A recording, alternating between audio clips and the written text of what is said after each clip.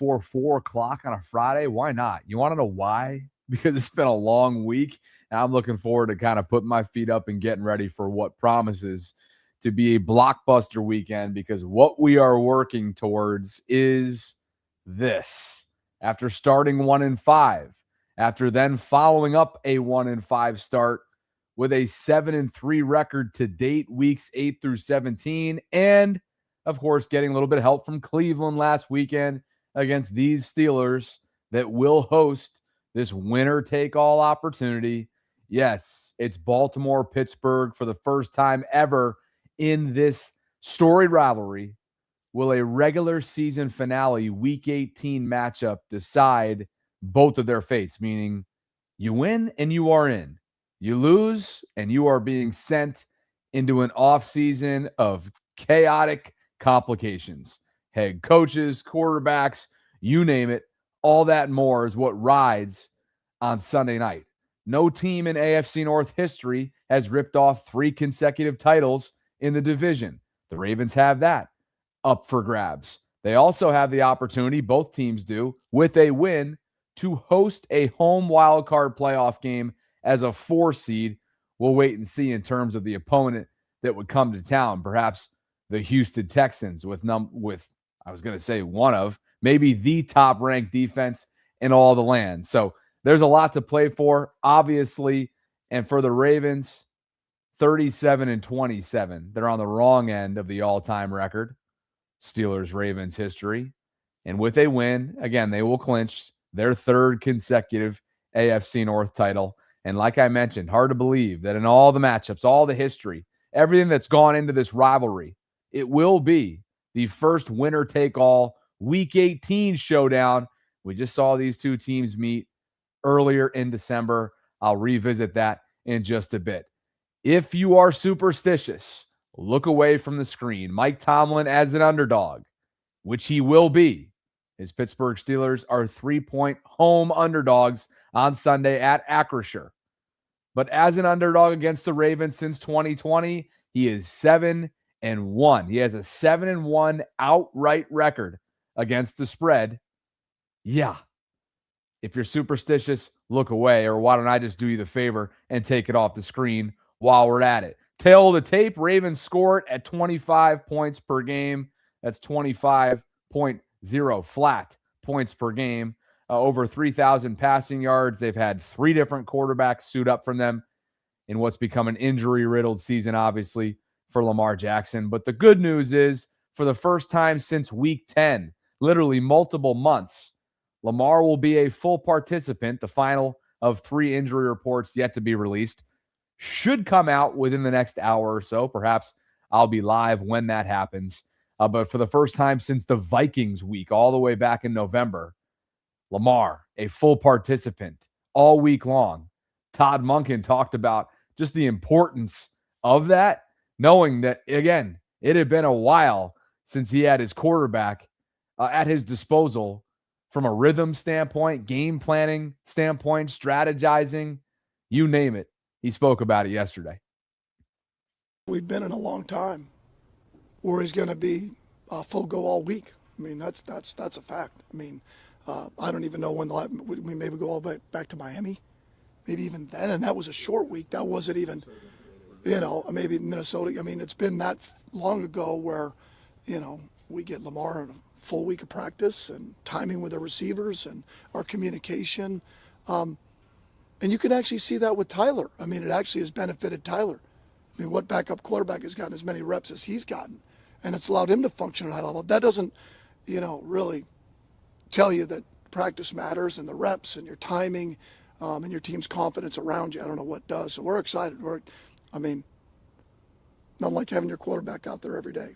No doubt about it, courtesy of Fox Baltimore and their YouTube channel. But when you do look at the tail of the tape, while these two offenses, certainly on paper, look a lot different in terms of the talent gap, it's funny. The numbers are not all that different. 25 points per game. Steelers scored at 23.2 points per game. They have over 3,338 to be exact passing yards. Ravens have 2 more, 3,040. 5.3 yards per passing attempt for Baltimore, 4.3 for Pittsburgh. 20 passing touchdowns among the three quarterbacks that have suited up for the Ravens, 25 for Pittsburgh. I think they've had a couple, right? Mason Rudolph, I think, subbed in for Aaron Rodgers this year. And the passer rating, just percentage points of a difference as well. 94.7 for Baltimore, 94.2 for Pittsburgh. So why do I bring this up? Well, look, there is a talent gap, no doubt about it. Unfortunately, the talent doesn't end up always winning you games. Now, I am on record. I threw my score prediction out there already this afternoon on the vault, and I think the Ravens are going to find a way to get this win, 24-21. The back of Derrick Henry, but I do believe that Pittsburgh will have an answer for him. I do not believe the Ravens will rush for 200 yards on this day, even though they have 7 of the last 14 meetings with Pittsburgh. Now, Mike Tomlin and company have won 9 of the last 12 meetings against the Ravens, and it wasn't all that long ago, going into the second of the 2 regular season meetings a year ago, where all anyone was ever talking about really was Mike Tomlin and the Steelers having the Ravens number. Now, that's since been quieted because the Ravens dominated them in the regular season finale between the two of them, not the finale of the week, but whatever week that they met in last year, 34-17. And then they utterly dominated them in the wild card game in Baltimore, really ran them out of M&T Bank Stadium, rushing for 299 yards that day. To me, this is about special teams. This is about Tyler Loop passing the first test. It's his first opportunity to play on the road in a hostile environment like Acrisure, like Pittsburgh. And then ultimately, what will Lamar give you? I'm not saying this is going to be a Lamar legacy game, because I'm not going to be naive to the fact that just 10 days ago, over 10 days ago now, it'll end up being 2 weeks ago by kickoff on Sunday. We watched a player voluntarily make himself available to the media and wince as he spoke, and barely able to really stand up straight as he was interviewed by local media. And so, look, I get it. He's probably been working the treatment angles every which way, and 2 weeks is 2 weeks, and hopefully that back contusion has been sorted out to the best of he and his training staff's ability. But ultimately, I have to trust my eyes, and what my eyes have told me for weeks, if not months this year, is that Lamar will not be able to rely on that extra gear that's made him part of what's made him so great over his 8 years in this league. And when you take that component out and you're playing a formidable, familiar foe in Pittsburgh, something's got to give. In this case, look, to me, this is about Lamar Jackson's arm, Lamar Jackson's decision-making, Lamar Jackson's processing, and Lamar Jackson's influence and perhaps even manipulation at the line of scrimmage. Can he get the ball out of his hands quickly? Can he adjust accordingly? Can he accurately throw on-time footballs in a healthy way, knowing that that back contusion will be a part of his lack of mobility? I would think. I'm happy to be wrong coming up on Sunday night, but 2 weeks is 2 weeks. And while that is ample time to get yourself right enough to play, to think that 100% the 100% version of Lamar Jackson will suit up on Sunday night, I think it is a bit rich, is asking for a bit much, knowing that he hasn't just dealt with a back in recent weeks. He's dealing with a litany of lower body ailments all throughout the second half. So, but with that in mind, the beauty of it is you can still beat this Pittsburgh team by doing exactly that. Airing it out, wearing and tearing and wearing them down with King Henry until the dam breaks. They had a plan for him in week 11. He went for just 3.8 yards per carry, and Todd Monkin gave it to him 25 different times. The Steelers' final injury report just dropped. Let's go ahead and instantly react to that right now. And I know I got to get to the bulletin board material, so why don't I start there? Joey Porter Jr., of course, he knows a thing or two about this rivalry. His father, Joey Sr., played in it for years and was a major representative from the Pittsburgh side of things. Joey has quickly risen the ranks in Pittsburgh as a active, high-impact corner for them. He was a second-rounder out of Penn State back in 2023, and it's been a really impressive start to his career. He gave the Ravens some minor bulletin board material earlier this week in his media scrum, and this is what Joey Porter Jr. had to say. Learned about how the Ravens try to use that against you to pop up in their option runs. It'd be technically sound. That's the main thing we've been working on this whole week, of just seeing our keys, reading the high hat, low hat, and just reacting and fitting. And if we do that, then it's going to be an easy ball game for us. When did your competitiveness with the Ravens begin? Probably since I was little. Probably whenever my dad had that rivalry, I never really liked those guys. It's either Steelers or nobody, how I look at it. And if you're on the opposite side, then obviously we can't be on the same side. So I feel like I always had that rivalry with them, and now I have my own rivalry and my own beef and vendetta versus them that we got to sort out. So it's a good thing that I get to be a part of. Going off of that, how fitting is it that this winner go home game is against these guys? I feel like everybody wanted that. We're mad about what happened last week, obviously, but it's the new year, so Ravens versus Steelers at home for the hats and shirts. Who wouldn't want that? This is an entertainment type league, and that's entertaining. So I'm going to be excited for it. Everybody in here is excited for it, so we're ready for it. Joey Porter Jr. channeling his late father and maybe channeling whatever is left of this storied rivalry that was once, as he alluded to there, old school type of rivalry, right? Quote, just be technically sound. This was in response to the preparation needed and ultimately going up against this Ravens rushing attack. Just be technically sound. Seeing our keys, reading the high hat, low hat, and just reacting and fitting. If we do that, it's going to be an easy ball game for us. Some light, but maybe significant enough material to find its way onto the Ravens bulletin boards, if you will, this week. It's not like you ever need any extra motivation to get up for Ravens Steelers, much less in an elimination game. But hey, maybe they'll use it. Maybe they won't. And when his bad blood began for the Ravens, quote, whenever my dad had the rivalry, I never really liked those guys. Now I have my own rivalry and my own beef and vendetta versus them that we got to go sort out. Joey Porter Jr. Here's the thing about the young fella. He kind of backs up his smack talk. He's not allowed a touchdown in over 1,011 to be exact coverage snaps. That's the longest active streak in the NFL. He has the most PBUs of any defensive player in Pittsburgh, with 14 to be exact. And while it's been an up and down season for the Steelers defensively, Joey Porter Jr. certainly not a part of that inconsistency. And then we all remember back in week 14 when these two teams met in Baltimore, you want to know who was on the right end of this play? Now, from an officiating standpoint, we could have that argument until the cows come home. But I think we all remember the Isaiah Likely catch that actually wasn't based on New York, or based on the call on the field, or based on whatever little clarity we have in terms of properly, logically understanding how this wasn't a catch and how this didn't go down as a go-ahead touchdown for the Ravens in a crucial crunch moment. So there you have it. Joey Porter Jr. playing through the whistle and then some. He was on the right end for the Steelers. As for Pittsburgh's overall injury situation, it just dropped, as did the Ravens. Perfect timing. Off we go. TJ Watt is good to go. He was a full participant just weeks removed from the procedure that was required for that partially collapsed lung and a total gaffe in the Steelers medical team process there. So TJ will play. In what capacity? At what percentage? I have no idea.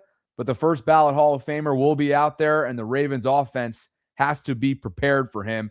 And take a look at their injury report across the board. I see a bunch of fulls aside from one of their guards who was a DNP for rest purposes. So they are across the board, including James Pierre, Lamar Jackson's cousin, who picked him off the first time these two teams played. Everybody's good to go, including Cam Hayward, who knows a thing or two about this rivalry. And that's exactly how you want it, right?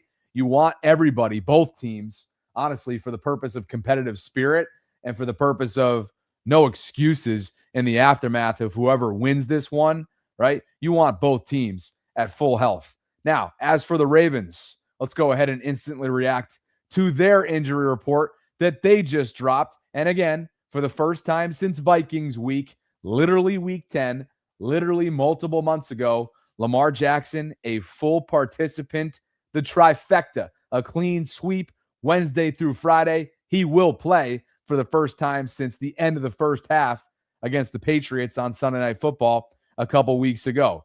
Good for him. Rashad Bateman is questionable, as is Marlon Humphrey. Both of those players are dealing with an illness. John Harbaugh spoke earlier this afternoon. He expects both of them to be ready to go and play coming up on Sunday night. Taven Bryan, veteran, he's been on IR in recent weeks with a knee, defensive tackle. He was upgraded to a full participant. He'll be questionable coming up on Sunday night after a full participation practice for him on Thursday and Friday. DeAndre Hopkins, Lamar, Charlie Kohler, Pat Ricard, Roquan, Ronnie, KVN, and Voorhees, no designations. They are good to go. They will all play. So for the most part, both teams in pretty darn good shape health-wise going into Sunday night. BB and CFP Productions writes, Bobby, this game comes down to the Ravens defense, in my opinion. The Steelers' injuries are huge. We know the Ravens' offense can score 20-plus points, but can the Ravens' defense hold off the Steelers just enough? I'm with you there. I think it will ride in a lot of ways on this Ravens defense inside the 20. I'm talking about red zone defense because I expect 42-year-old Aaron Rodgers, as I've mentioned a couple times this week, maybe more than a couple, and maybe more than your fair share of Vikings out there. But I do think with Freiermuth, with Calvin Austin, with goddamn Scotty Miller, with you name it, they're going to find a way to move the field with the underneath stuff, the dink and dunk stuff, the Kenneth Gainwell chunk type plays, check downs, right? Screen games. Jaylen Warren will be involved in that. Both of their running backs can catch it. Both of their running backs can tote it. But ultimately, Zach Orr's defense has got to stand tall in the red zone and limit them to field goals. And if they can do that consistently, it's easier said than done, obviously. But, I mean, frick, this is a defense that let Aaron Rodgers score his first rushing touchdown in years. I can't remember how long it had been, but it had been years since Aaron Rodgers waltzed into the end zone untouched, and that's what happened in Week 14. So I'm with you. I'm predicting a Ravens win 24-21, and there's no question that red zone defense, and I think special teams, which went awry for them back in December, I'm going to get into that and revisit what went wrong from them from a special teams perspective. That will be key. These games are always decided by one possession or less. Would not surprise me if yet again we see that being the case coming up on Sunday. Kamal Porter says, everyone has a plan till they get hit in the mouth. Oh, you're channeling some great energy from this rivalry. And look, I think it's lacked that true punch that it once packed in recent years. But again, just in case you missed it, Joey Porter Jr., very new to the rivalry, in a sense, having just been drafted a couple years ago. This is season number 3 for the DB out of Penn State. But being that he grew up within this rivalry, knowing that his father was a part of it for years, perhaps he threw in his own little fair share, a minor load of bulletin board material that might grab the attention of the Ravens as they get ready to board the bus or flight to Pittsburgh this weekend.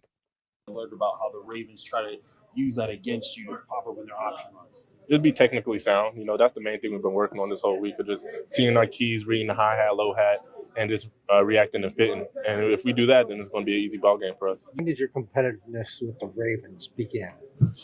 Probably since I was little, probably whenever my dad had that rivalry. I never really liked those guys.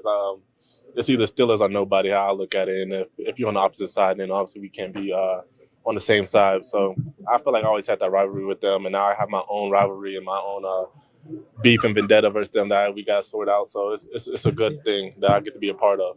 Going off of that, how fitting is it that this winner go home game is against these guys? I mean, I feel like everybody wanted that. I mean, we're mad about what happened last week, obviously, but it's the new year, so Ravens versus Steelers at home for the hats and shirts. Who wouldn't want that? You know, this is an entertainment type league, and that's entertaining. So I'm gonna be excited for it. Everybody in here is excited for it, so we're ready for it. All right, you heard him, the young man, Joey Porter Jr. If you didn't hear him, I'll read it once more before we get to the guest lines and check in with the birthday boy. Going up against this Ravens rushing attack, quote, just be technically sound. Seeing our keys, reading the high hat, low hat, and just reacting and fitting. If we do that, it's going to be an easy ball game for us. We will see. Lamar has had his fair share of struggles against Pittsburgh over the years. I'm not sure there's another organization, not named the Kansas City Chiefs, who have had more answers for Lamar over the years, and they've had answers for Derrick Henry. They've also not had answers for both players, and I'm old enough to remember, crutch phrase, write it down, Chef Trez, the wild card round game from a year ago in Baltimore, where Pittsburgh essentially rode into the offseason in this mindset that, like, we got to build our team and handle our offseason completely differently in order to not only win our division, but go up more adequately against the Ravens. Remember these comments from Mike Tomlin earlier this year? You talk openly about building your team in the offseason to deal with the AFC North a lot of times. How did what happened at the end of last season in Baltimore impact the way you went about constructing this team this year? You know, the acquisition of bigs, you know, you saw our emphasis in the draft around big people, fortifying our depth in that area. And certainly it's been required. We've certainly had some attrition in that area. Dean Lowry, Loudermilk, and Derrick Harmon has missed a couple of stretches. And so that depth with young people like YA and O and others, man, is significant. You can't run out of bigs. If you run out of bigs in AFC North ball, you're running on the beach, certainly. Oh, it's a classic wordsmith there from Mike Tomlin. But look, they went out, the Steelers did, and acted accordingly this offseason. They went and used a first-round pick on Derrick Harmon. And wow, while he's only played in 11 games this year, the statistics that you see on the screen are pretty staggering. Sumer Sports has the Steelers going from 4.56 rushing yards per play when Derrick isn't on the field for them to plummeting in a good way to 3.54 rushing yards when he is on the field. They go from 25th to 1st in the NFL in that category by that metric. Derrick will play. Both Derricks will play on Sunday night. Only one did the previous time these two teams met, and that was Baltimore's Derrick. Now Pittsburgh's Derrick will be out there. The big fellow will be playing in his first career playoff game, if you will, because it certainly feels that way. And we'll see. Will the grizzled veteran, who looks absolutely nothing like he's turning on Sunday, 32, have the upper hand? Or will the young gun, who's got something to prove, Derrick Harmon, have something to say about that? One of the many matchups that make this blockbuster coming up on Sunday night. Joe Jenkins hits us with a super chat, and he writes, "Happy Friday, Baltrons and Trosseteers." Joe, you coined that, my man. Go Ravens. Appreciate you. Happy New Year to you. Let's get to the guest lines and open them up.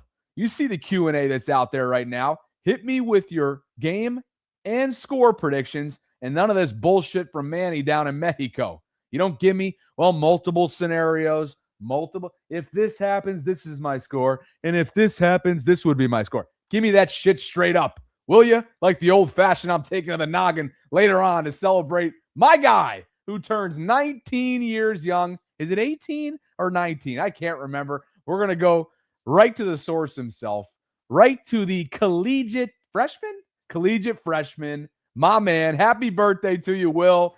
My nephew, unapologetically, is inside this channel. We'll see what he's inside later on. It's good to see you, my man. Happy What are you birthday, talking baby. about?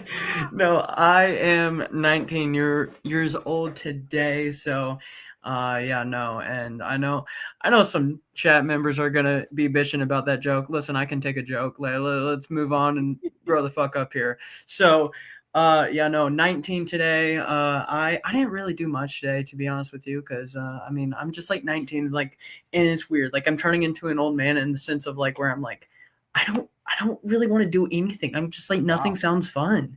Okay. But no, I did get a little gift, which was tomorrow I'm gonna drive up with my dad and my little sister to go to Canton Pro Football Hall of Fame. Cool. As a little tour there, and I've always wanted to go, so just visiting there. But yeah, no. So, On that, brother, you enjoy it. Give your family my best. And 19, man. I'll think about what I was doing at 19 as you answer what I'm about to ask you, and that is time to lay it out on the line, baby. Time for a score prediction. Time for a gut feeling going into what we all know is an elimination game for both teams. This game seems like classic Sunday night Ravens Steelers. All right. When you grew up watching the Steelers and Ravens, you see Ray Lewis, you see Ed Reed, Troy Polamalu, Ben Roethlisberger, everyone. But it also seems like that Ravens Steelers game where it's going to be either the ending score of 17-14, 17-10, along those lines. I'm not even going to lie. No matter, like, because Lamar's not going to be, like, Lamar's going to say he's completely healthy, right? But God willing, he is. But let's be honest here. Lamar's not going to be 100%. But if we hand the ball off to Derrick Henry like we did last game, I mean, like, everyone says it now, it's just going to be we're going to do better. We're going to get points on the board. But listen to Tony Dungy on that very topic, the King Henry discussion. The fourth quarter, and I want to see if Derrick Henry's in the game. We saw Baltimore have a game that they had in hand, they had the lead, and Derrick Henry's on the sidelines with us. We're standing there on the sidelines watching and saying, what in the world is going on? I promise you, if they have the lead and they're trying to run the clock out, Derrick Henry will be in the game on Sunday night. And Todd Monkin have a little bit of fun with this topic yesterday. We've been in a long time where he's going to be full go all week. And the same guy every day. I mean, I haven't seen anything different. That is not what I'm looking for. It's him talking about Lamar, of course, but I think we all know I've just seen the same guy every day. Todd had some things to say. And I don't really comment about Derrick, and whatever's here out it is, there. right here. What I see every day. Where he kind of was tapping out, and I said, no, get him back in there. Yeah, I've been through that. Get his ass back in there. No, I mean, he's proven that throughout his career.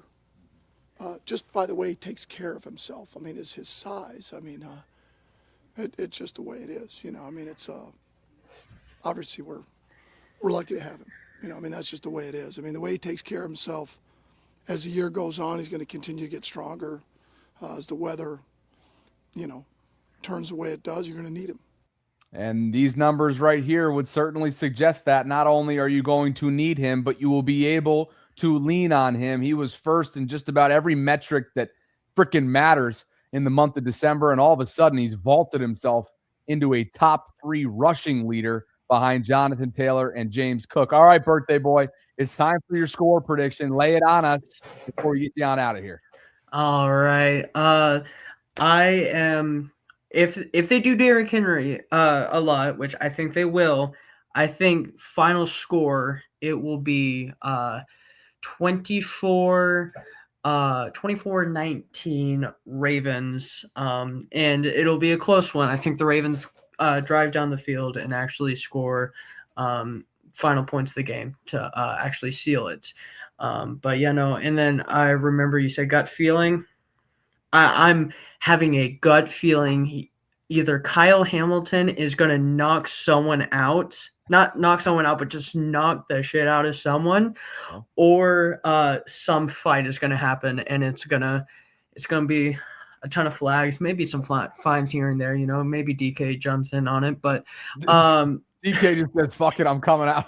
I'm coming off the sideline." He's like, I'm coming back from home. I'm driving into the stadium, but no.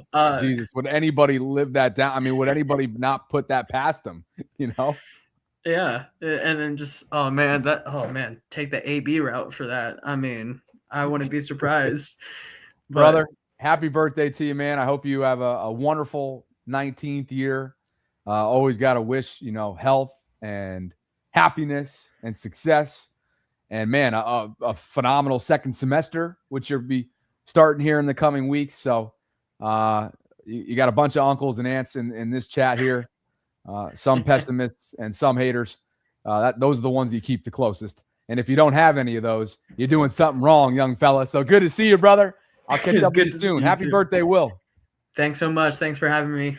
Always. Guest lines are open on a Friday, asking for your score predictions as we climb north of 900 concurrents on this Week 18 elimination round coming up on Sunday night. What more could you possibly want? It's Ravens, Steelers to help decide the division, to help decide who will host a home wild card playoff game as the 4 seed the following weekend, because that is what's up for grabs. 3 consecutive if you're the Ravens. AFC North titles is up for grabs, which has never been done in the history of this division. Joe Jenkins hits us with a super chat, and Joe writes, God forbid we lose Sunday. However, if we do, I hope it's close. Put up a fight. I don't want us to be beaten like a redheaded step kid. Go Ravens. Joe Jenkins is feeling himself on this Friday. Thanks to you, Joe, and thanks to all of you guys for being with me today. Like the video if you could on the way in. Chef Trez, we're coming to you. Turn that camera on. Subscribe. Hit that notification bell. Consider becoming a channel member or gift-giving membership. And yes, those of you that are inquiring about today's newly extended Raven, I will be getting there. It is a nose tackle. And yes, it was somewhat of a surprise out of left field.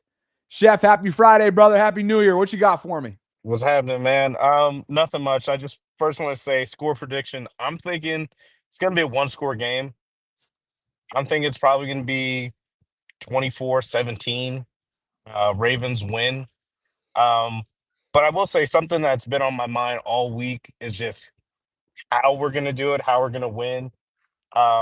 Is the defense and the offense and special teams going to show up all together? I know I've been saying earlier in the week that I felt like Tyler Huntley gave us our best shot. And in a way, I still kind of feel that way, but I think it also kind of coincides with what Femi said, where Todd Monkin calls the offense that we are when Tyler Huntley plays versus what he wants us to be when Lamar plays. But at the end of the day, I mean, you can't go wrong when Lamar Jackson is healthy and he's playing. So, I'm rooting for a Ravens win and everything.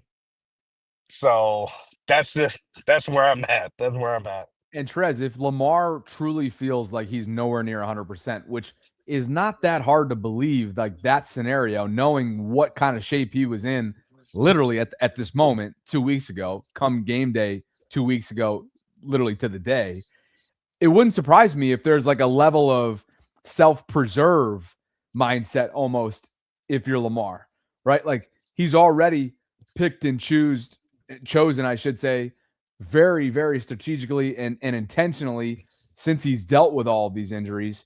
And so I expect that to continue. And then maybe, just maybe, it speeds him up as well when it comes to his progressions, the necessity or the requirement almost to get the football out of his hands, knowing that you want to make it through not only these 4 quarters, but God forbid you find a way to win, then you're playing for the next 5 weeks, hopefully. Yeah. So there's almost like this self-preserve mentality that you have to adopt going into Sunday night. Yeah, and that was the other thing that also just earlier when I said, Tyler Huntley, like let's start him and give Lamar another week, because if we make it into the playoffs, I'd rather have a 100% ready to go healthy Lamar Jackson.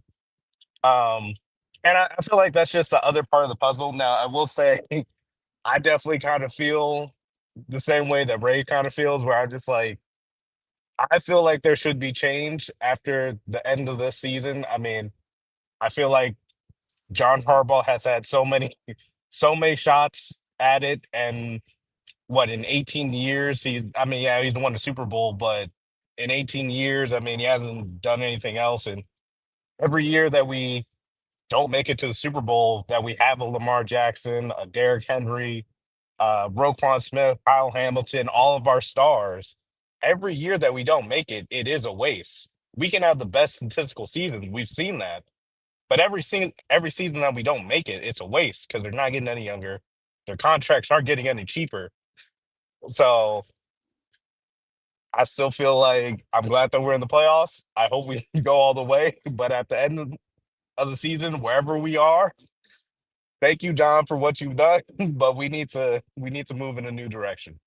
I hear you, Trez. I'm going to let you go and send it over to Albert Breer. It's a good segue here because Albert kind of gave his thoughts working the phones in recent weeks about the temperatures, gauging the temperatures in each of these franchises, essentially knowing that there is, if nothing else, a ton of growing national noise surrounding both of their job securities going into this game. So I'm going to throw to that. Happy New Year, brother. Enjoy this game. I'm sure we'll catch up with you this weekend, if not early next week. Safe travels out there, brother. And here, people in both those places over the last few weeks, it doesn't feel quite the same. And I personally think it'd be more likely that there would be change in Pittsburgh than Baltimore.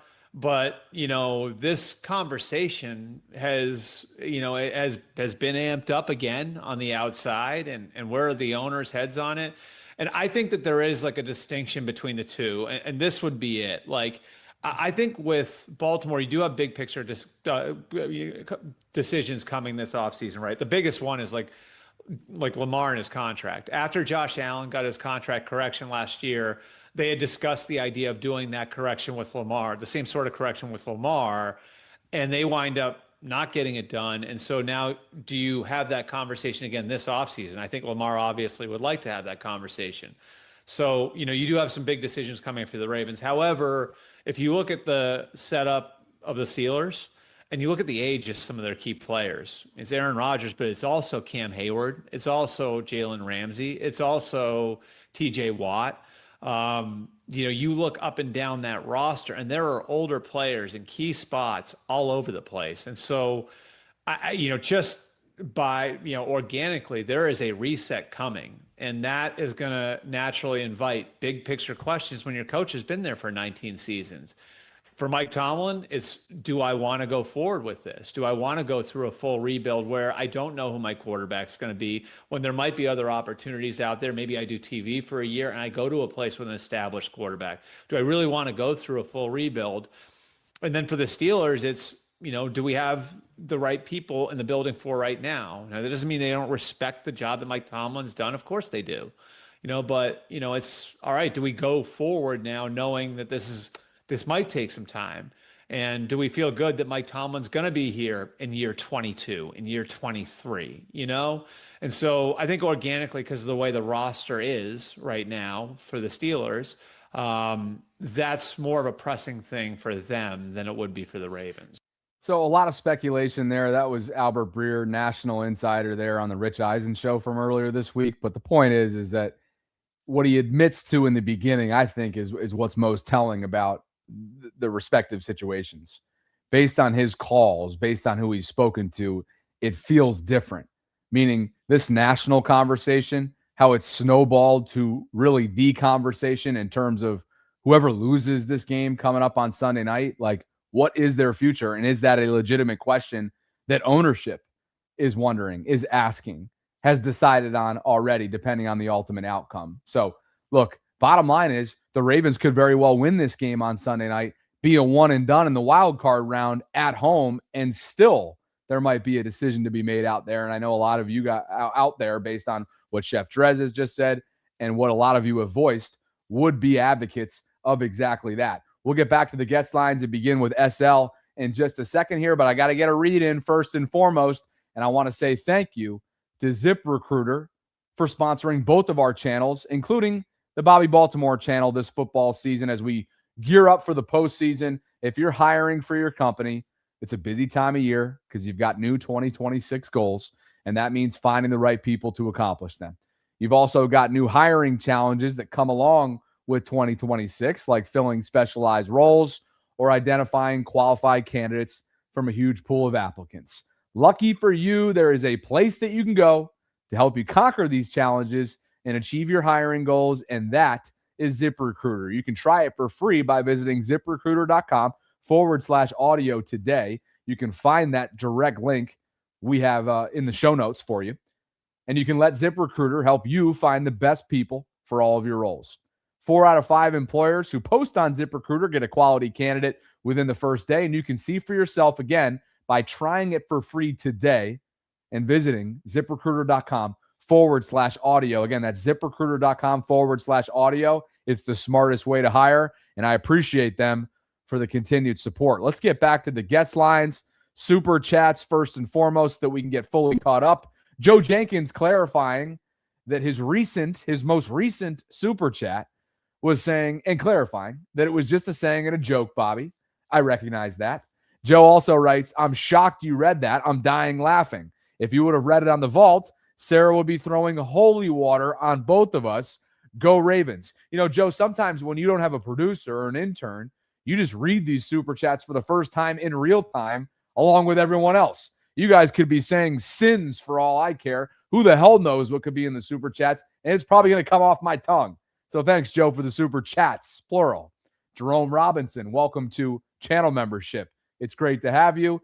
We got to talk about that newly extended Raven, and we will in just a bit.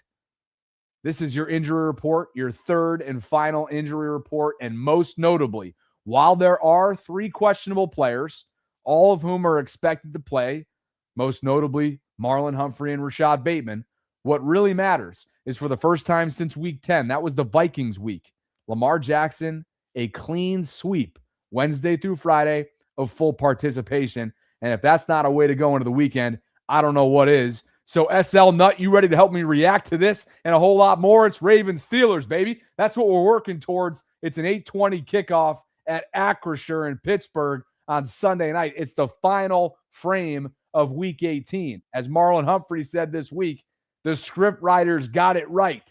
Yes, they did. SL, Happy New Year to you, brother. Welcome inside the channel. Happy New Year, big brother. I appreciate you having me on. Do us all a favor. Whatever you're listening to, can you mute that other outlet? Mute that other source you got. Yes, sir. Hold on. Let me see. And while you do that, we'll go back to the guest lines and go down to Mexico. Oh, you must have heard my shout out for you. Yeah. Okay. I'll give you one prediction in case it rains. But if it's cloudy and 22 degrees at kickoff, like it's supposed to, I'll give you that one. And then if my Houston lover ends up coming to fruition and I propose, I'm going to give you one prediction for there, but a game score over here. If Isaiah doesn't play for here, Happy New Year to you, brother. What's going on? Hey, Happy New Year. Oh, I had to. I had to. Hey, I can take it. If you can take jokes, you go on with it. Evan can't take a joke. Where you at, Evan? Where am I at? Who can play this game, baby? I heard he was catching strays in the mouth yesterday. Pause. And he was talking about it in the Discord, baby. So go ahead. Give me your thought on the weekend. How we doing? Thoughts on the weekend. Well, if I remember correctly, who was the guy? Andrew, the one on the Rich Eisen show? That would be Albert Breer. Oh, it was Albert. I was calling him Andrew. Okay, that's all right. Here's the thing. I think the seat is hotter with Tomlin than with Harbaugh on that regard, because he had Roethlisberger in his prime and he still did nothing. He had Juju, he had AB. Who was the other one before? Oh, Miller, the tight end Miller. They've been in the 2010s insignificant land since Roethlisberger left. Yeah, no, but even before, because remember, he was going to the postseason, but still he was losing. Like Well, after the Ben- Super Bowl, they just decayed like us. But the Ben difference probably is, played multiple years longer than he should have physically. yes. So that was a bad assessment from Tomlin to say, hey, I need a new quarterback. We need a new quarterback for this new NFL that's coming. You had what? You drafted Kenny Pickett and you fumble it. You had Whack-A-Mole Rudolph and, and you fumbled it. You had how many? What was the carousel for Pittsburgh on quarterbacks? And they had talent. You're doing a pretty good job. I mean, remember Duck Hodges? He was in there. I mean, it's been a disaster for them. So, but is that on Tomlin? He's not the architect of the team. He's the coach of the team. So I think a lot of people point to how much he has overachieved given how much the front office in terms of team building has underdelivered. And that's where I think he's revered in just about with the whole non-losing seasons, right? Like that whole streak of what's talked about nationally. I think that's probably what is his most impressive achievement of overachieving, I suppose. I'm just looking at it from, a neutral lens. But still, if you know that you don't have the pieces, you go out and complain to the owner. If you're telling the owner, you head coach, hey, my general manager is fumbling the ball. Why am I not getting the QB talent that we need in order to get, past the hump? Because on the other side with Harbaugh, it's like you have a generational talent. Okay, I'm going to swear because this is your channel. You have a motherfucking generational talent at QB, and you don't give him resources. Lamar is overachieving despite Harbaugh. Tomlin is overachieving despite the front office.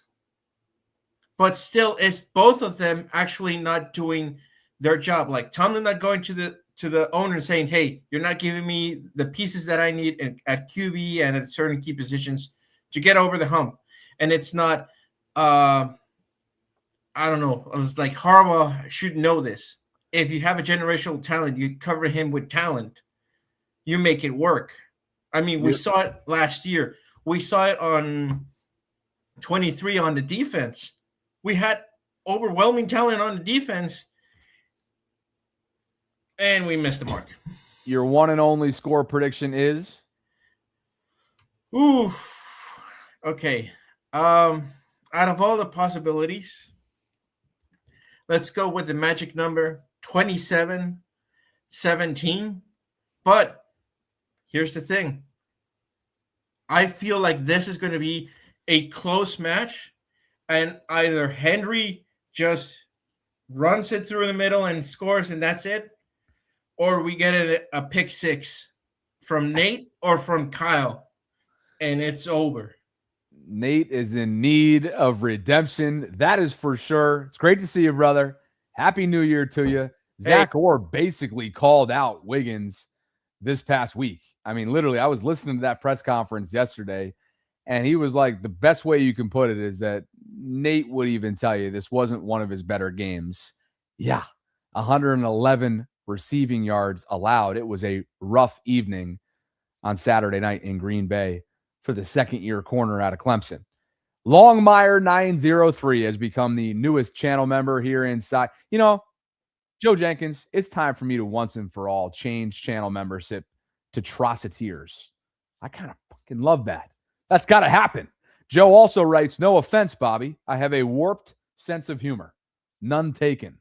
Luckily, the guy who's operating this channel, for better or for worse and for right and for wrong, has some of the thickest skin that you will find. Unless it's, let's see. Who are a couple people that have really rubbed me wrong here? Pause.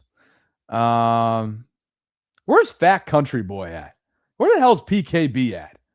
Did we send him off into Desiree? I mean, where the hell's he at? Appreciate you guys for being with me tonight. If you could like the video on your way in, subscribe, hit that notification bell. You know all the things that make this channel go. There's over 1,100 concurrents and counting. Please welcome in Mr. Loop, Steve Loop, father of Tyler, who is joining us now. SL Nut, should we go back to you and give you another shot? Definitely. Happy New Year, brother. What's going on? Definitely. What's up, man? Happy New Year to you, man. Yeah, what you got for us appreciate tonight? you having me on. Man, you know, I'm going to stay with the conversation, and I'm going to piggyback off of bro. Like, man, y'all ease up on Lil Wiggins, man, you know. I mean, you know, y'all boys, the Ravens been having a crazy season this year, you feel me? Like, very unexpected this year, very unexpected. 1-5 starting out the year. You know, I picked y'all to go to the Super Bowl, and I'm a 49ers fan, you feel me? And look what we doing on I'll the be level. out your way. I'll be in San Francisco a month from now for the Super Bowl. You out there? You live out there?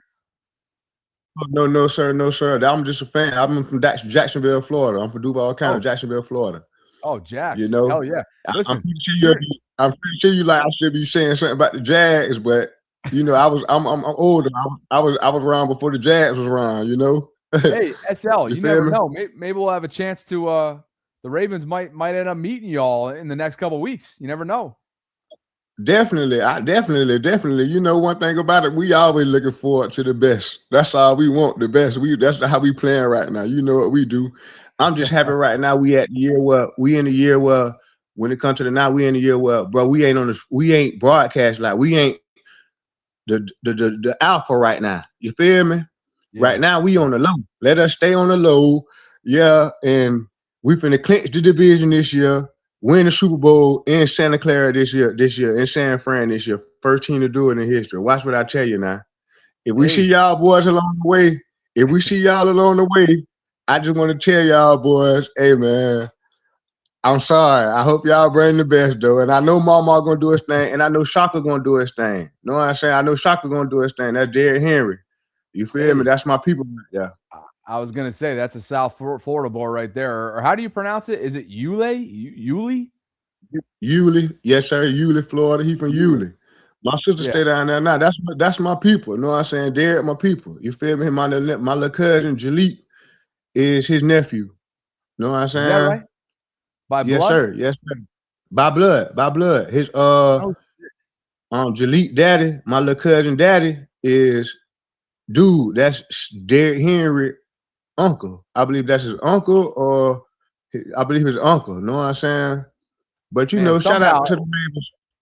The degree of separation when you get down into South Florida between all you people is unreal. You know, you guys all are somehow interwoven and connected. But hey, the job that Liam Cohen's done in year one, I think you found your guy.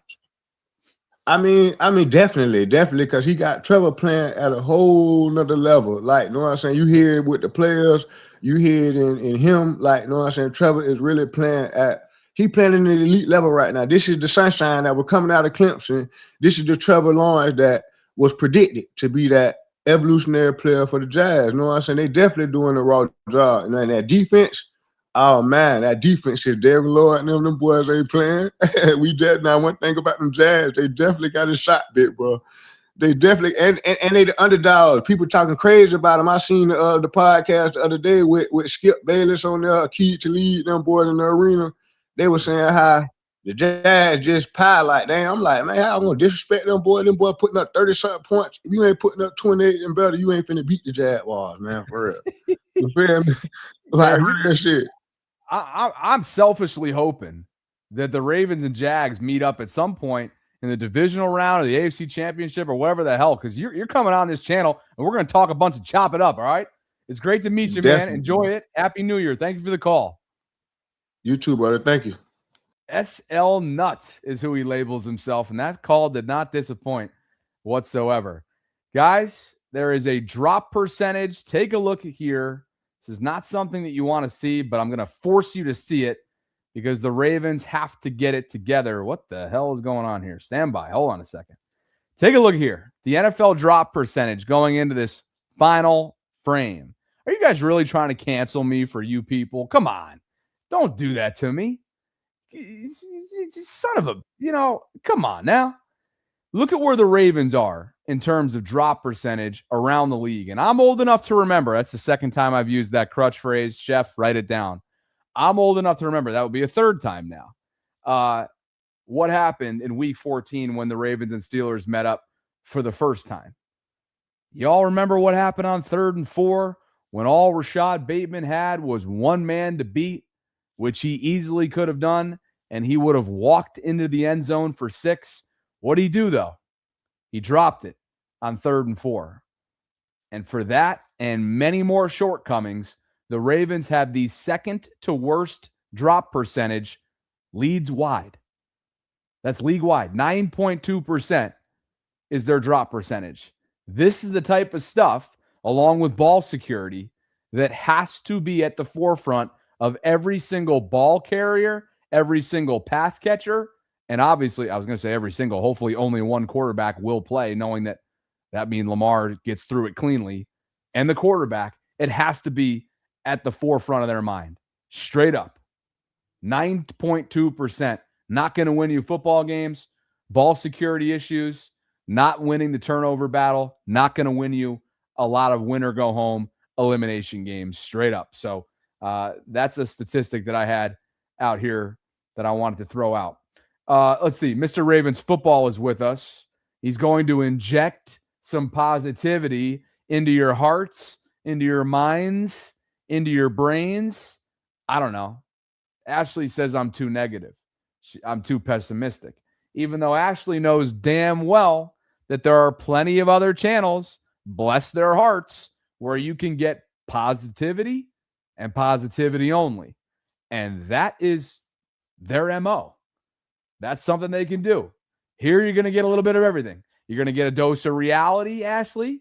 You're going to get a dose of neutrality. And you're going to get Mr. Ravens football down your throat. What's going on, brother? Happy Friday. Happy Friday. I really got nothing bad to say. I just wanted to call you and say hi. You know, hello. It's good to see you. Said, I'm not really worried. I think the Ravens will do fine. I said, we'll be all right. I don't know what else. My optimistic is you know it. Do you like a little bulletin board material here from Joey Porter? Yeah, I didn't hear what did he have to say. I haven't really. Just in case people are just joining us, let's go ahead and run that back. Be alert about how the Ravens try to use that against you to pop up in their option runs. It'd be technically sound. You know, that's the main thing we've been working on this whole week, of just seeing our keys, reading the high hat, low hat, and just reacting and fitting. And if we do that, then it's going to be an easy ball game for us. When did your competitiveness with the Ravens begin? Probably since I was little, you know. Probably whenever my dad had that rivalry, I never really liked those guys. It's either Steelers or nobody, how I look at it. And if you're on the opposite side, then obviously we can't be on the same side. So I feel like I always had that rivalry with them. And now I have my own rivalry and my own beef and vendetta versus them that we got to sort out. So it's a good thing that I get to be a part of. Now we're talking, baby. That's some old school mentality right there. Enough to get on the Ravens bulletin board. That remains to be seen. I don't know. He's being honest there. I you know, he's new to the game. You know, these guys they're gonna learn real quick. Relatively new piece to the rivalry. Yeah. Yes, he's a third-year player. Your dad's a little different. You know, he played. He knows how it is. He probably told him, "Hey, listen, this is how it is." But you don't. You gotta really play the game. Like it's gonna. Once you get into it, we got to get more defensively sound. They need to get more defensively sound, and then we can just head up. That's when you feel that this rivalry is back where it's at. Thanks for the call, brother. All right, take it easy, Bobby. Enjoy it this weekend. I'm sure we'll catch up again in the coming days. You know it. Mr. Northeast, Mr. Ravens football. Guys, big Friday show, over 1,100 concurrents and counting. I appreciate you guys for being with me tonight. Like the video if you could on the way in. Subscribe. Hit that notification bell. Consider becoming a channel member or a gift-giving membership. What do you say we do this? Let's do a little bit of a reset here, if you will, because we've got extension news that dropped earlier today, and I, for one, was somewhat surprised by this. Okay, so in some let me do this. Hold on a second. Let's get one more call in here. I get my thoughts straight on what I want to talk about. We'll go to Johnny. Johnny's on the move. Johnny Walker. Always. Johnny Williams is on the move. There What's he goes. up, brother? Where are you off to? How you doing, Bobby? I'm trying to get back home. That's where I'm going. Hey, all right. Bobby, I wanted to mention two things. Well, a couple things to you. One, what is the who got extended? I missed the first couple minutes of the show. Oh, you know what? Screw it. I'm about to bring you on right now for that. Let's do it. Okay. Okay. A newly extended Raven that was somewhat of a surprise is John Jenkins, as Jeremy Fowler notes. It's a $2 million deal for the nose tackle. They brought him in this past offseason. And before you ask, because I know everybody's wondering, with the silence, right, as Brian McFarland notes here, while the silence on Matabike is ominous, this deal probably says more about Broderick Washington's future here than anything. Washington has underwhelmed since signing his extension in 2023, and there's a $4.01 million in cap savings to be had if he's released in the spring. Woo! So, again, Big John Jenkins is 36 years young. He was a third-round pick out of Georgia all the way back in 2013 by New Orleans. He spent his first 4 years of his career there, and since then, he's literally been on one-year deals his entire career outside of that rookie contract. 13 consecutive one-year deals for the big fella, who's played pretty well in the interior part of this Ravens defense in their efforts to stop the run this year, which they've done pretty well. So John Jenkins is extended. It was a surprise. It probably means more about Broderick Washington's future. And I'm not saying that Nnamdi's looks bright in Baltimore, but I think it has more to do with Brody than it does for Nnamdi.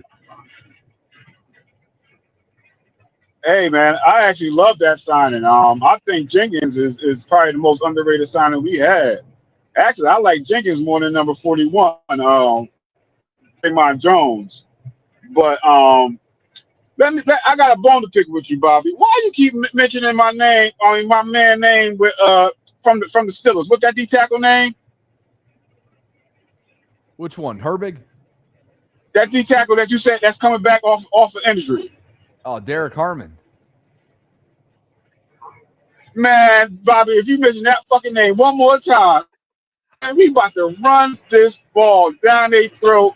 They can have Jesus. They can have Derek Harmon. They can have Reggie White. They ain't gonna stop it this week, Bobby. This week, I got a question to you. Another question to you. What happened with AD last week? Ardarius Washington. Oh, yeah, he only played – how many snaps did he play? I didn't even look at that. I didn't see him. Did you hear any news about that?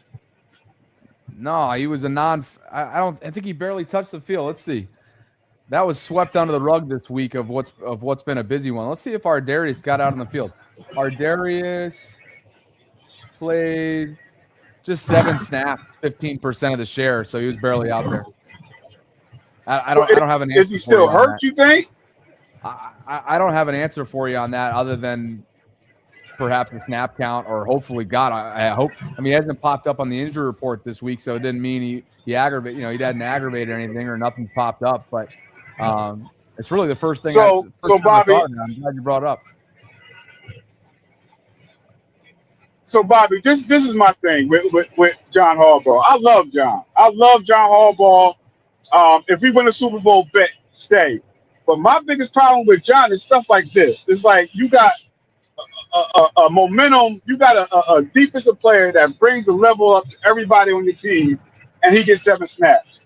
That's the stuff where I'm like, he might have to go.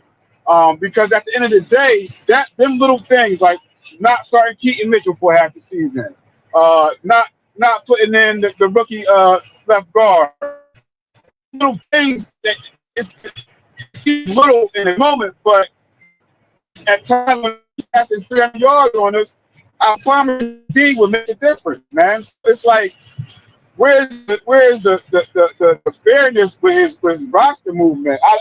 That's the only thing about John I don't like is his roster movement and how he handles his roster. What do you think about that? We're losing you. I got the majority of what you're saying, but your connectivity is going. So I'm going to let you go, brother. Happy New Year. I appreciate you there. Obviously, when it comes to the Keaton Mitchell conversation, yeah, it's still baffling to me that he wasn't more involved early on in the season. And I don't really know outside of the whole special teams and blitz pickupping and that answer. I don't know what is truly logical about all of that. And that's one of those that we may never get a clear-cut answer on. By the way, Ben Cleveland, unsurprisingly, cleared waivers, so he's now free to sign with another team, meaning all teams decided to pass on him initially. So nobody picked him up. He cleared waivers. Ben Cleveland is officially free to sign with another team that could be in need of offensive line help. So as far as the Ardarius Washington conversation is concerned that Johnny mentioned, I don't know why he played 7 snaps. I have no idea. Obviously, I know a lot of you would rather have Ardarius out there than Alohi. Alohi has been good since they acquired him at the deadline and has brought a level of calming presence and I think a high IQ level of football. He's an experienced player. He's had some tremendous highlight reel plays for them defensively. Has also struggled in space and with some pursuit angles. And there's no doubt about that. He's got caught in the wash a little bit, but I'd be lying if I sit up here and speculate. So I know that Ardarius, otherwise we would have seen him on the injury report this week. It's not as if he aggravated the Achilles or saw some sort of setback.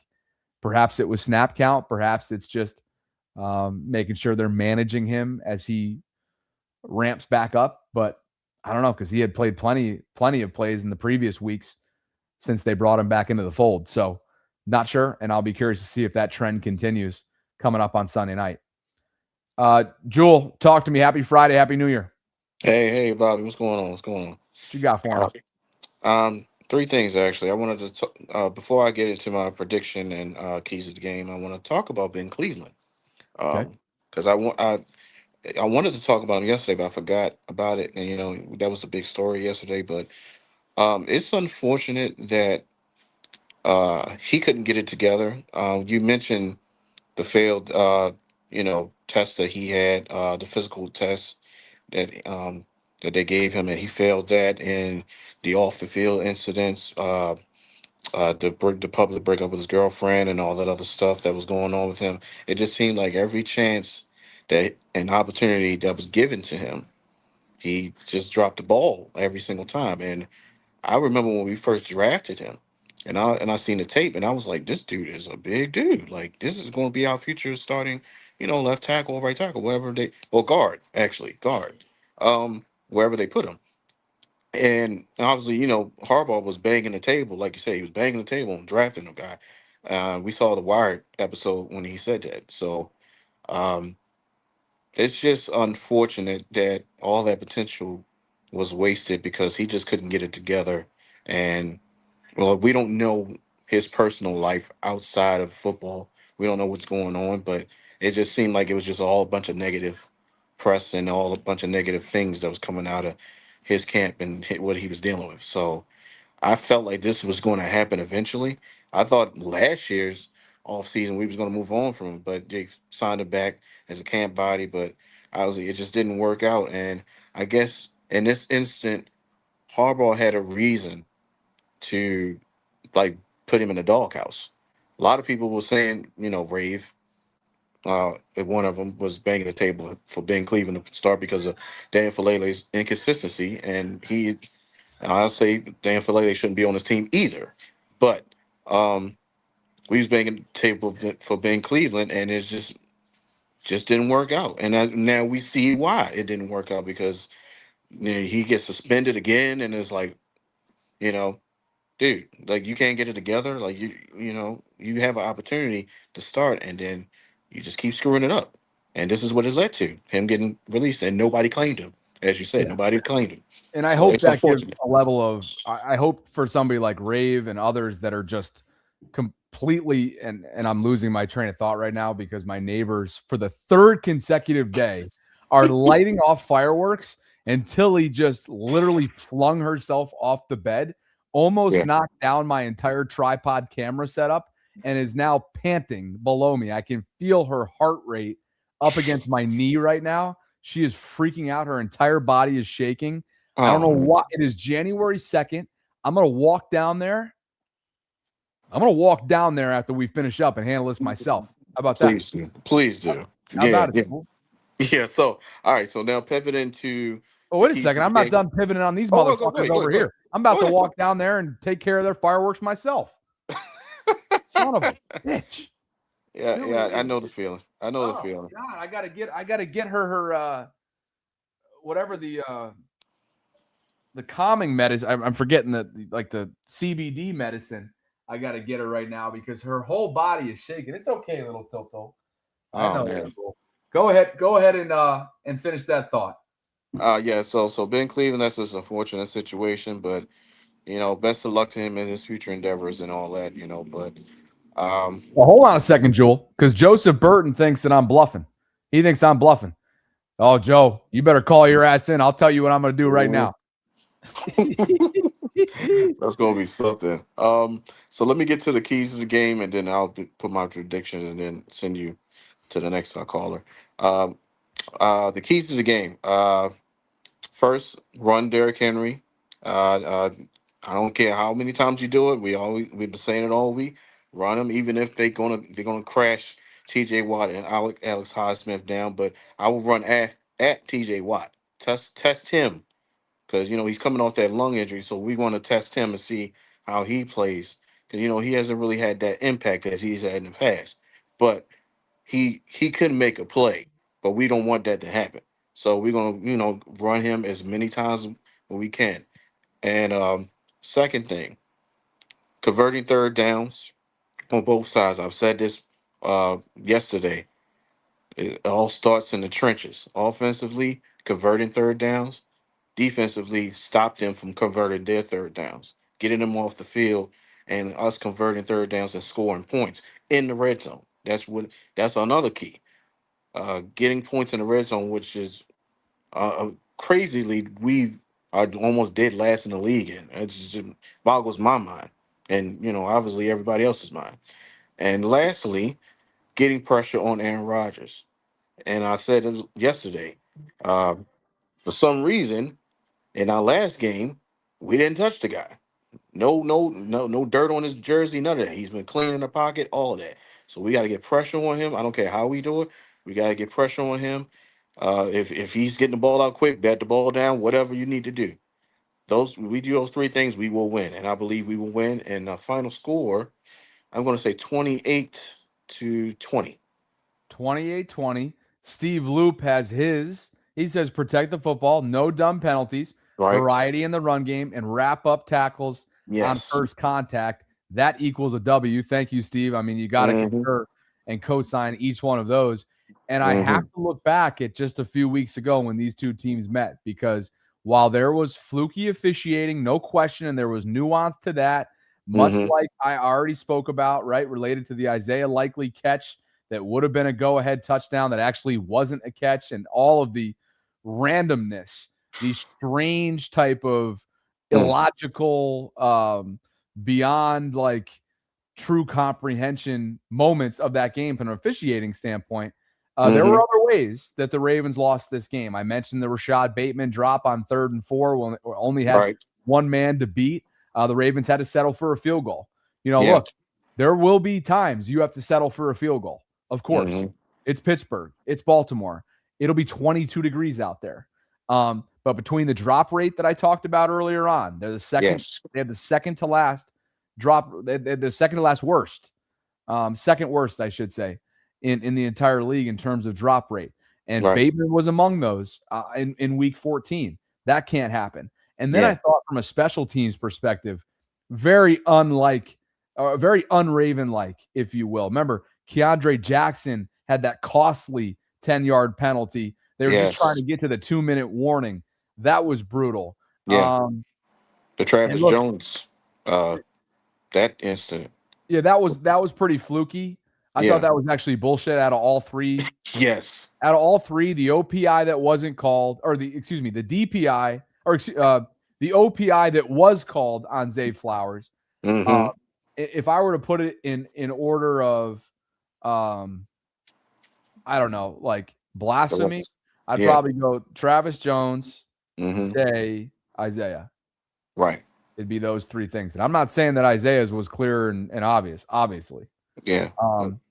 Now, unfortunately, even though Mr. Loop is in the audience, I do have to make sure we talk about another shortcoming of special teams in week 14 because this helps decide these one-score games. We all know that, so I'm not doing it to pick on Tyler, just doing it because it was a role in the blame game that helped decide, Ravens Steelers the first time around. He missed an extra point, and then had some issues with the landing zone. So, from a special teams perspective, and that obviously helps with field position. And you can't give Aaron Rodgers short fields. He's already going to have an issue moving the ball. And I'm not saying anything that Steve doesn't already know. And I'm certainly not saying anything that Tyler doesn't already know. And this will be the final test of what's been a really solid rookie season for Tyler.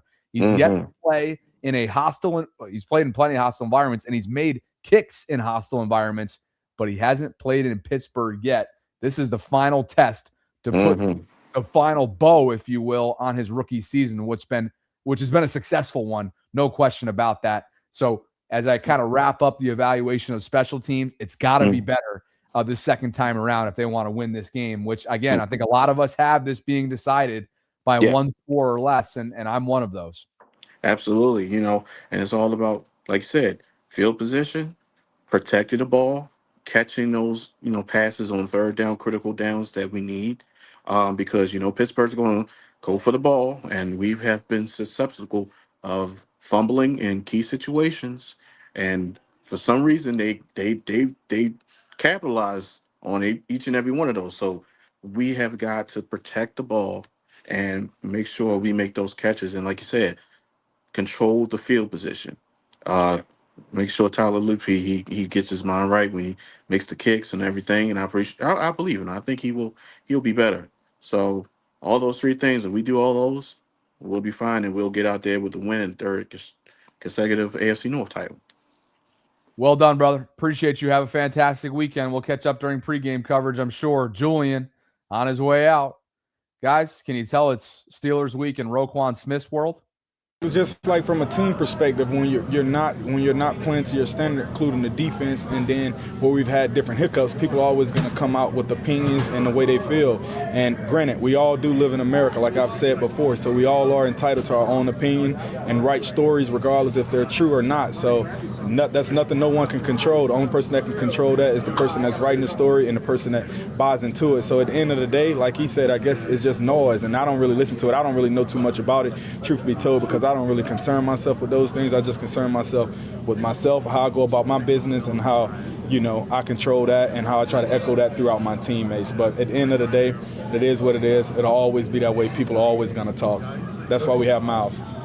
When Roquan starts to talk at that kind of speed, with that kind of intensity, with that kind of laser-focused tunnel vision, it's Steelers week. And the Ravens' leading tackler will be ready to go because it's the underneath stuff. It's the tight ends coming across the middle that he and Trenton Simpson will have to be fundamentally sound on to ensure that the Steelers do not allow their offense to start moving with chunk gains, chunk yards, knowing that DK Metcalf not being available really takes their ability to threaten the Ravens vertically out of the equation. EB is with us on a Friday. It's good to see you, brother, man. Happy New Year to you. What you got for us? One thing I want to say is, Bobby, as much as I love you and Sarah, y'all most definitely disappointed me early today in that Vote live stream. Before we get back to that, I want to touch on the offense and the defense and what not only Joey Porter had to say, but Calvin Austin had to say as well. For the offense, a lot of people have said this already, and I feel as though that needs to be the case as well, especially if Lamar is not 100%. Whatever game plan y'all have for Huntley, you need to do it for Lamar. You need to lean on Derrick Henry this game. The temperature, the forecast, I don't know if you peeked that as well, Bobby. It's supposed to be between 23 and 30 come Sunday. If that's the true temperature, you need to pound the goddamn rock. You need to pound the rock. Far defense, and I actually agree with Rave on this. We don't have a zone secondary. We have man corners. We have man DBs and safeties. So for Mr. Porter, you know, him saying he don't like us, and if you stop the run game, it's gonna be an easy game. Well, that's okay, Mr. Porter. We don't like your goofy ass either. And if you think it's just as simple as that, line it up and we gonna see. Falls on the defensive end, because Austin sent out a tweet talking his shit too. Basically, I forgot who interviewed him, but they basically asked him, well, what if Baltimore decided to go with man coverage? Oh, I hope and pray that does happen. I really hope and pray. Okay, all right, cool. So for both of you motherfuckers, when the whistle blows and the game starts, y'all about to back up every motherfucking syllable that came out of your mouths. Now wait a second here. Let me just throw this into the play here. I love the fire from you. Are you on shift right now? I'm technically off shift right now. Is there an Amazon microphone that can pick up your language? No. No. Here's what Mike DeFabo, this is Jeff Zariebek's counterpart. He's the Athletic Pittsburgh. In week 14, the Ravens played man coverage on 35.3% of the plays.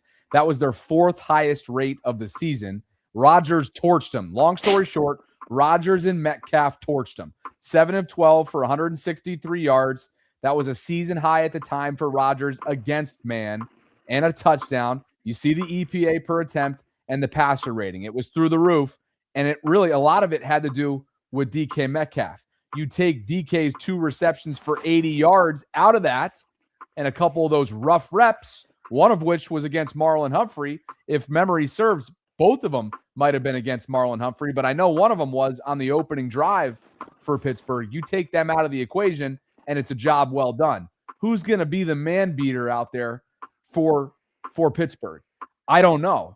You're telling me it's going to be Calvin Austin, or at least he's telling the media that it's going to be him. I'll believe that when I see it. And for those asking before you get in here, just because people are coming in and out, here is Joey Porter Jr. with a little bit of bulletin board material that was served up earlier this week for the Ravens. Be alert about how the Ravens try to use that against you to pop up with their option runs. It'd be technically sound. You know, that's the main thing we've been working on this whole week, of just seeing our keys, reading the high hat, low hat, and just reacting and fitting. And if we do that, then it's going to be an easy ball game for us. When did your competitiveness with the Ravens begin? Probably since I was little, you know. Probably whenever my dad had that rivalry, I never really liked those guys. It's either Steelers or nobody. That's cool. We don't like your ass either. If you're on the opposite side, then obviously we can't be on the same side. So I feel like I always had that rivalry with them, and now I have my own rivalry and my own beef and vendetta versus them that we got sorted out. So it's a good thing that I get to be a part of. Like father, like son, right? Joey Porter getting his ass involved. So what you think, EB? It sounds good. Like I said, when we line it up come Sunday, we'll see. And as far as their other quote unquote weapon that they have at their disposal, Mr. Fire Move. Now, this is what I see far as matchups. Austin, that should be all Wiggins. Wiggins need to redeem himself anyway. So Wiggins ought to highlight Austin. I think one of their running backs, I think his name's Camberwell. Not sure. Gainwell. There we go. I think Roquan is going to highlight him. I think Hamilton should highlight A-Rod if just in case he need to, blitz. And Mr. Fire Move, fuck Aloy Gilman. I mean, I do appreciate everything he's done, but he still has yet to clean up them missed arm tackles. I have a 5'8", 180-pound safety / slot corner. When he comes in the landing zone, he will knock you on your ass. And that is AD Washington. I feel like AD should highlight Pat Fire Move because I think a lot of people has missed and overseen or pretty much overestimated the type of production that AD had gave us last year. He laid the motherfucking smackdown on both Fire Move and Old Man Wilson. And not to mention, he laid the fucking smackdown on Joe Mixon. So, I mean, I feel like AD should be keyed in this game. Just it's not a lot, a tad bit more snaps than a Lloyd Gilman because it's missing key tackles that Gilman has fucking missed, and it be killing us. It be killing us. EB, appreciate the call, brother. I think Definitely. I speak for all the live chat right now. We all enjoy when you're up in the Nimbus clouds, but we like you better when you're down here stationary with us, brother. So appreciate you. Likewise. No problem, Bobby. Later, EB, we're still trying to figure out on which cloud, what number cloud, because it wasn't 9, was that man on earlier this week when he called in knowing that his Ravens had found newfound life in the postseason, or at least a chance to clinch their berth to the postseason. Rave, are you here? If you are, turn that camera on, brother man, and we'll get you on. Over 1,200 concurrents at the moment. If you could like the video, subscribe to the channel, hit that notification bell, consider becoming a channel member or gift-giving membership this evening as we get ready for Week 18 and a winner-take-all moment in Pittsburgh. Join the Bobby Baltimore Discord server if you haven't already done so. SL Nut, I would love to have you in here because we talk a little bit of everything, including football across the board. It is free to join. I'll go ahead and update the pinned comment if you guys would like to join. And I also just threw that into the live chat. It's also in the show notes, so go check it out. It's a 24/7 hub for conversations surrounding Baltimore sports, and it is the newly replaced pinned message. Rave, Happy New Year, brother. Don't Happy New Year me. Don't Happy New Year me. Why is that? 2 days ago, I dropped a proof film of all season long of Daniel Falala's bad blocking. Oh, but the next very day, the Baltimore Ravens decide, we're going to counteract you by releasing my Ben Cleveland. Let me tell you something. If you thought I was a hater of Daniel Falala before, well, yes, again. You have now pissed me off on levels that you do not understand. Daniel Falala, there's some videos I've even dropped about you. There's some videos I didn't even want to share because I didn't want to go too much on you. But this time, you better be perfect from now on. And you best believe the coaching staff, the Raven staff, you better hope I don't show up to one of those games. I cannot believe you released Ben Cleveland. Let me tell you something, chat. Because y'all act like y'all know what y'all talking about Ben Cleveland. Let me drop some facts.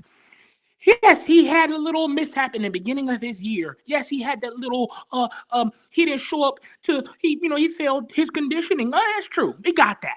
But y'all try to sit there like, oh my God, he started spewing and getting drunk in alcohol. He was such an off-field. No, he called his girlfriend getting cheated on. Now, how would y'all react if you saw your spouse getting dog walked as soon as you walked through the door and you walked in like, oh my God, you see your wife or husband getting dog walked in the bedroom? How would y'all react? So he reacted badly. He got drunk and he got mad. And Ben Cleveland, such an off the field situation. They did him dirty. They put him in the doghouse. There is film right now that shows Ben Cleveland. Ask anybody in the chat to keep talking about Ben Cleveland. Go look up Daniel Falala's best PFF grade. It's a 79. Guess what? Ben Cleveland's best PFF grade? Since y'all want to talk so much shit, Ben Cleveland's PFF grade, his best one was a 92. That's when Kevin Zeitler got subbed up. So stop talking about Ben Cleveland not being the best. I'm telling you, right now, and if I'm lying, if you think I'm lying, chat, if I'm such a crazy person, y'all all can agree that Emory Jones is better than Falala and Jorge. He's not even playing Emory Jones. Talk about it! He's not even playing Emory Jones. They're not even playing him. What? Appreciate the call. You need to hear this. You need to hear this, Bobby. You know it. You need to hear this. All y'all need to hear it. Hashtag Ben Cleveland. Ben Cleveland. Thank you for the call. Goodness gracious. The only thing that needs to be said in response, guys, Look at the way the league viewed Ben Cleveland. Mike Garafolo of NFL Network. By the way, the skit and the acting is generational from if I'm on Broadway in any way, shape, or form, I'm somehow getting on the line with Rave and sending him to New York City. Look at the way the league viewed Ben Cleveland. He went unclaimed. Offensive linemen don't become available at this point in the season. And if there was a team out there desperate, knowing that their postseason run is in front of them, and why not bring someone in that can either help them in a pinch or just fill a void right in the here and now? Everybody, all 31 teams chose to look the other way. He went unclaimed. I wish the best for Ben.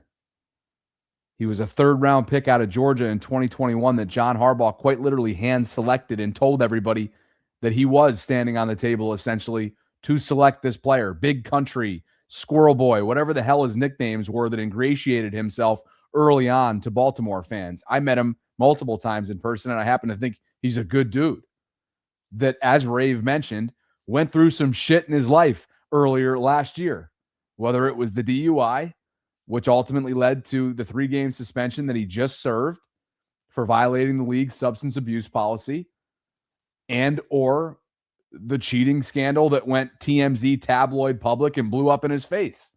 And I feel bad for him. And I hope for his sake he does get another opportunity at some point in 2026 to play NFL football. Because I'd love to see what Ben's full potential is. And I'd love to see him realize his full potential. But to sit here and say that Ben didn't have enough opportunity or never got his opportunity, he had ample opportunity in Baltimore. Ample. Plenty of opportunity. And he fell short of it. Yes, in those 7 games, some of those 7s that he started or played in, whatever, I think it was 7 starts, he looked good at times. And Rave mentioned one of them in relief of Kevin Zeitler. But there's more to just making yourself available on game day that goes into being a pro. And I think it's safe to say that Ben missed those marks over his time in Baltimore. Now, you might ask, why the hell did the Ravens bring him back after all of this went down this past offseason? Well, they brought him back on a veteran salary. It was some sort of 1.17, and I have it right in front of me here. It was a veteran salary benefit deal. They call it the VSB deal in March of 2025. 1 year, $1.17 million with no guaranteed money. That's why they brought him back. Oh, you called in. Joseph Burton live with me. What's going on, brother? Good to see you, man. Happy New Year. Oh, you called in. Joseph Burton live with me. What's going on?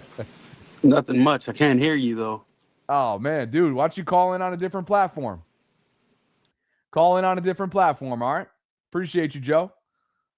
Joe didn't think that I was standing on business going to talk to my neighbors about quitting launching off fireworks because Tilly's losing her mind and I feel bad for her.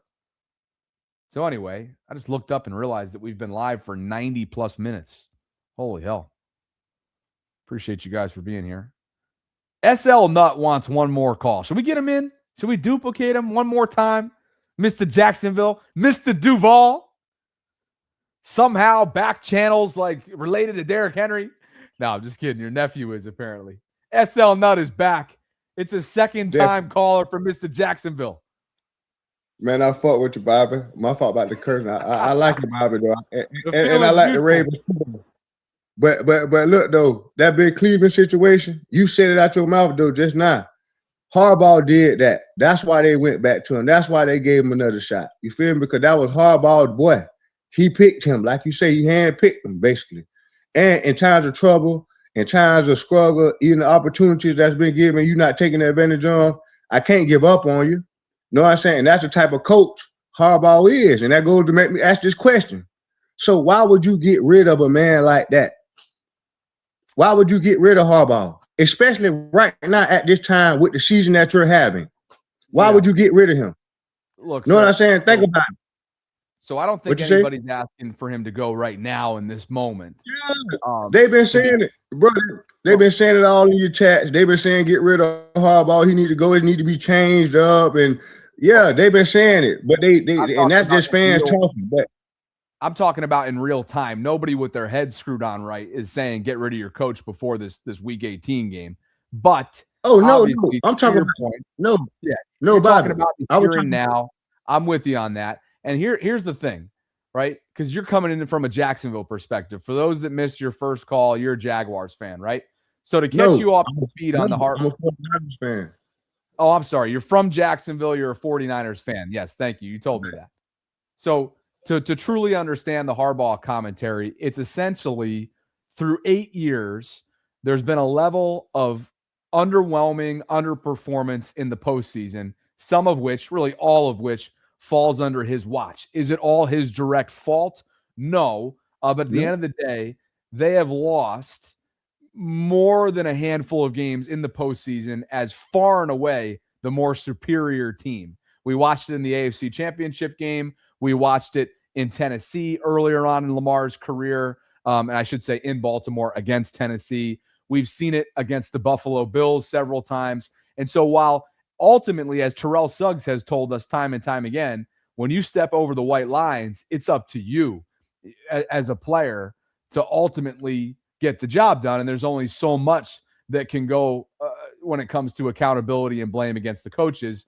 But the mismanagement that's come under his watch, and most importantly, getting beat at their own game in the AFC Championship game, has left a sour taste in a lot of this fan base's mouth. And I think ultimately, knowing that he's the second longest tenured head coach of 18 years running, I think a lot of people will always appreciate him for the Super Bowl title, will always appreciate the continuity, will always appreciate the chance that they took on Lamar Jackson. I think there's a lot of people that wonder if they go young and they almost adopt this the necessary evil that can be change, will that ultimately lead to change in the postseason and get them to where they haven't yet gone in the Lamar era? And so I think that's the best way to describe what it is that you're asking. SL? Did I bore you to death? He just froze on me. I thought that was a pretty good answer from me. All right, we got to go. We're coming up on 2 hours. Son of a holy hell. 2 freaking hours. Appreciate you guys for being with me. Thanks for all the love. The waiting room is still packed. I can't get to everybody. I'm sorry. I got to go.